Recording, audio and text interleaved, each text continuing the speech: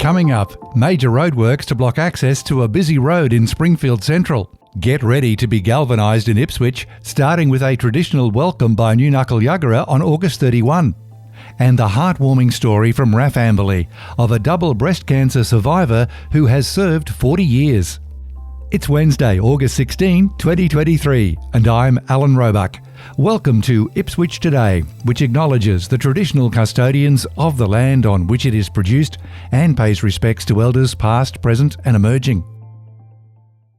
This podcast is supported by Kinetics, people-powered web hosting trusted by Australian businesses since 1999. In this episode, a quick wrap of what's happening locally. First up, a very important traffic and travel alert from Ipswich City Council and Main Roads. The Centenary Highway off-ramp into Springfield Central will be closed for up to 6 months as Ipswich City Council and the Department of Transport and Main Roads work to fast-track major roadworks. Exit 32 westbound, which takes drivers past Springfield Central Park and Ride and onto the Springfield Greenbank Arterial, will close from August 21 to allow for uninterrupted work on upgrading the single-lane exit to 4 lanes. The closing of this exit ties in with Ipswich City Council's current expansion of the Springfield Greenbank Arterial to 4 lanes and the replacement of Exit 32 roundabout with traffic lights. For more information, including maps and detours, visit the TMR website or Ipswich City Council's website. Coming soon, you can transport yourself back in time and galvanise your love of Ipswich with the city's signature heritage festival, Galvanized, a festival of heritage. On for 11 days, starting August 31, Ipswich will once again be transformed into its 3rd annual celebration of heritage experiences and events. The calendar for Galvanized is now available. You can transport the family back in time for a day at Cooniana Homestead and enjoy live music and entertainment while delighting in old world skills of spinners, weavers, fibre artisans and blacksmiths.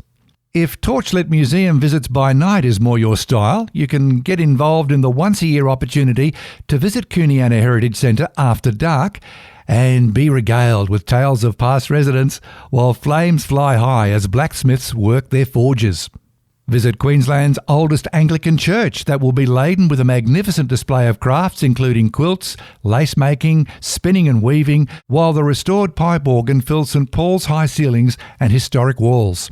Or celebrate 150 years of wool and textile manufacturing heritage right here in Ipswich, the centre of the industry in Queensland since its beginnings in 1874.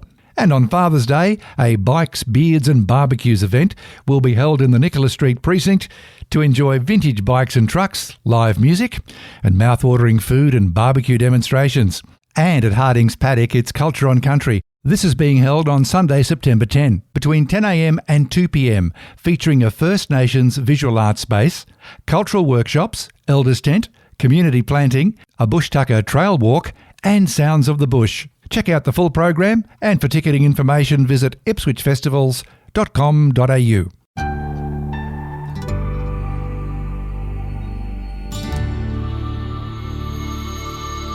Now here's a heartwarming story from RAAF Amberley. Receiving her Federation Star is a day Warrant Officer Kylie Terry never expected to experience. The Federation Star is the 5th clasp for the Long Service Medal awarded for 40 years of service, and it was awarded to Warrant Officer Terry by Chief of Staff Combat Support Group, Group Captain Melissa Nielsen. Warrant Officer Terry, a personnel capability specialist, spent the majority of her career in personnel-related roles, assisting aviators across all musterings and categories. After serving 30 years in the Permanent Air Force, Kylie said she transitioned to the Reserves, where she continues to provide valuable service to the Air Force and in particular Headquarters Combat Support Group. Back in 1993, at just 28 years old, she was diagnosed with breast cancer. Then in 2007, while on a warrant officer promotion course in Wagga, was diagnosed with a recurrence after finding another lump. Kylie thought that diagnosis would be the end of her career.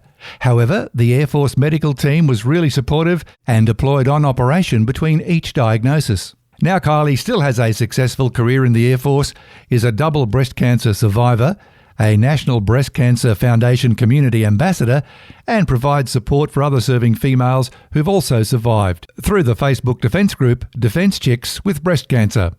In other news from Amberley, Australia is currently hosting key partners India, Japan and the United States for Exercise Malabar. Exercise Malabar is a Navy-led exercise with participation and support from the Royal Australian Air Force and partner nations. Aircraft based at Amberley in support of this exercise will include one aircraft each from the US Navy and the Indian Navy. Flying activity to support this exercise will continue until August 21.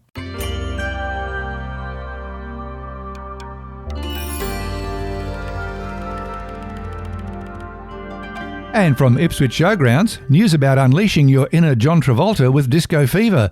When the Showgrounds turns into a disco wonderland, with all things disco, you can dance the night away to disco tunes and enjoy the great food from the food trucks.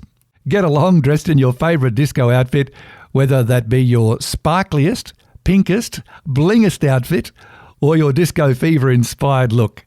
There'll be prizes for the best dressed and best disco moves. So get along, just be yourself and enjoy the disco vibes. Plus there'll be awesome rides, entertainment and a selection of garden, handmade and fashion stalls as Ipswich Showgrounds celebrates the beginning of spring. Lock it in, it's called Let's Go Party. It's only a $5 entry and kids 12 and under get in free. And that's it for another episode. Don't forget to look for handy links in the show notes.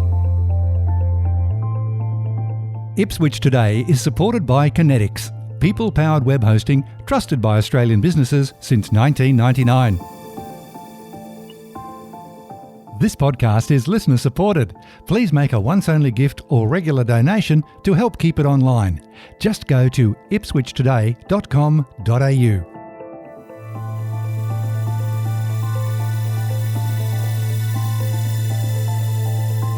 Follow and stream this podcast from your favourite app, including iHeartRadio, or play Ipswich Today on smart speakers.